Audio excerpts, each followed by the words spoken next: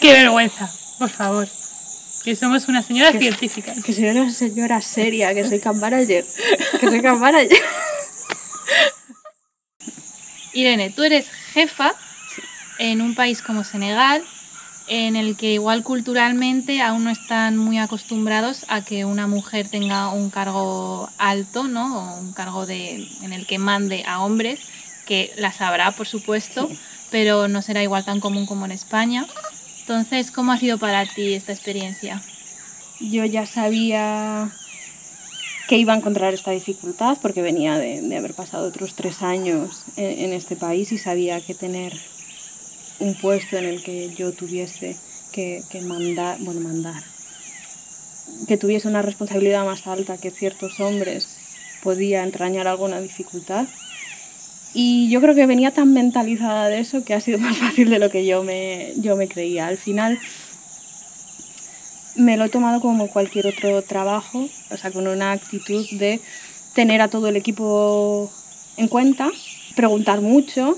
Al final diriges las cosas igual, pero lo haces muy sutilmente. Entonces, yo creo que esta actitud ha podido beneficiar en este caso. Sí, yo creo que sí, y mucho, y sobre todo por las sutilezas culturales. O sea, todo, ¿no? Todas estas cortesías que hay dentro de la cultura que yo me he encontrado aquí en Senegal, ¿no? Que las cosas en realidad tú no las dices directamente y de una manera autoritaria, pero ni a tus empleados ni a tus amigos. Siempre hay como como dicen en francés, tourner autour du pot, ¿sabes? Girar en torno al asunto, sí, hasta que, bueno, vas girando y al final llegas demostrando que no por ser mujer yo puedo hacer menos. Yo sé cambiar una rueda del coche, yo sé cambiar la batería del coche, sé hacer cosas que vosotros creéis que son solo de hombres. Yo he llegado hace poco al proyecto y la sensación que tengo es que ya los agentes están muy acostumbrados a trabajar, somos las primatólogas, somos casi todo mujeres, sí. Entonces están ya muy acostumbrados a vernos como nos metemos en el campo y estamos horas pateándonos el campo con los babuinos. Aquí venimos a trabajar. A trabajar, que hay que caminar 15 kilómetros, se camina 15 kilómetros y se queja uno poco. No vas a decir que no se queja porque también da gustito quejarse. Sí. Pero sí, y esto sí que se nota también igual en agentes que llegan nuevos o tal, y tú estás haciendo cualquier cosa, yo qué sé, cogiendo agua en el pozo y llevándote tus 2 cubos, ¿sabes? Tus 20 kilos, y que te dicen, ay, no, que te ayude, y es como si lo hago todos los días. Novato, ¿qué aprenderás tú? Claro, o cosas así, o de, caminar, no, que caminamos no sé cuántos kilómetros, o sea, pero... ¿Y en general notas muchas más diferencias culturales de todos estos años que has estado aquí? Yo sobre todo lo que noto es que es todo mucho más social y se basa mucho más en la comunidad, en tu familia. Yo cuando estaba en Indefelo una cosa que te llama la atención es que todo el mundo te saluda y tienes que saludar a todo el mundo. Porque si no saludas eres mal educado. Yeah. O sea, viene a mí y te saluda y no es un saludo de hola y te vas. Hola, ¿cómo estás? ¿Cómo está la mañana? La familia, el trabajo, ¿has dormido bien? Lo que sea, ¿sabes? Que igual la misma mañana tienes la misma conversación con 10 personas distintas. Con mucha gente, pero se invierte mucho en relaciones sociales. Y ahora vamos a hablar un poco de cómo nos afecta la cultura senegalesa aquí en el campamento, que tampoco puede ser mucho porque estamos súper aislados, pero algo así... Sobre todo con la comida. Sí. Entonces, vamos a hablar de qué comemos aquí. Arroz, sí. Eso es lo que comemos. Pero eso sí, está muy rico. A mí me gusta mucho como los platos que nos hacen de arroz. Y además se come de una forma muy peculiar el arroz y hay distintos platos diferentes. No es siempre un plato de arroz blanco. No. Entonces, explícanos un poco esto, Irene. Pues hay diferentes platos. El plato nacional senegalés es el chebuyen, que literalmente significa arroz con pescado.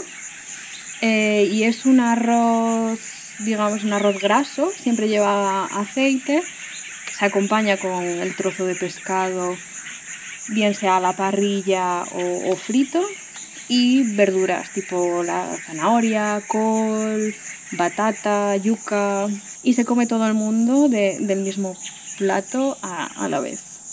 Se ponen las sillas alrededor, sí. ¿no? Cucharas y a Cucharas, comer. y si hay cucharas, si no hay cucharas, se come con la mano. Comes de tu trozo designado, imaginariamente es un triángulo enfrente de ti, y bueno, vas comiendo de ese arroz que tienes ahí y vas cogiendo trozos de verduras del centro. Y cuando se come en familia, es normalmente la madre de la familia la que va partiendo trocitos con la mano y te va echando trocitos. Sí, a mí cuando aún no había llegado el coronavirus, me acuerdo de estar comiendo y de pronto alguien me lanzarme un trozo de comida. ¿Esto qué es? Eso es un gesto muy de madre. O sea, nuestras abuelas nos echaban ahí de pronto un trozo de pollo más sin preguntarte, ¿no? Pues, O sea, aquí te van cortando ¡Hala! Y luego también, después de cada comida, es muy típico beber té. Pero no es el té, no es igual que el té que tomamos en España, es diferente, ¿no? Sí, ellos le llaman ataya y hay toda una ceremonia a su alrededor. Es un té verde normal, pero en una tetera pequeña se echan las hojas del té, a veces también se echan hojas de menta y se deja hervir mucho tiempo. Bastante, en unos hornillos de carbón, y a mitad de cocción se le echa azúcar. Después lo pasan a vasos de cristal, son siempre vasos de cristal, no de porcelana, vasitos pequeños, y se va pasando el té de un vaso a otro para hacer espuma, y dicen que cuanta más espuma mejor es el té. Como te decía, es una ceremonia larga y normalmente se hacen 3 rondas del té, con las mismas hojas de té siempre. Entonces siempre, bueno, vas a tener diferentes densidades de té, ¿no? Y los senegaleses dicen que el primer té es amargo como la muerte, el segundo es dulce como la vida, y el tercero es azucarado como el amor. ¡Oh, qué bonito! Yo lo he probado, yo no soy muy de té, lo probé y me pareció que era como muy dulce y muy amargo a la vez. Es una sensación muy extraña. Ese era un primer té, el que tú probaste era el primero, que es muy amargo siempre y muy dulce. Es una sensación muy rara, y a medida que vas tomando el segundo se va haciendo más dulce. El segundo pues es dulzón, es como un té que tú te tomarías normal, dulzón, y el tercero es agua con azúcar.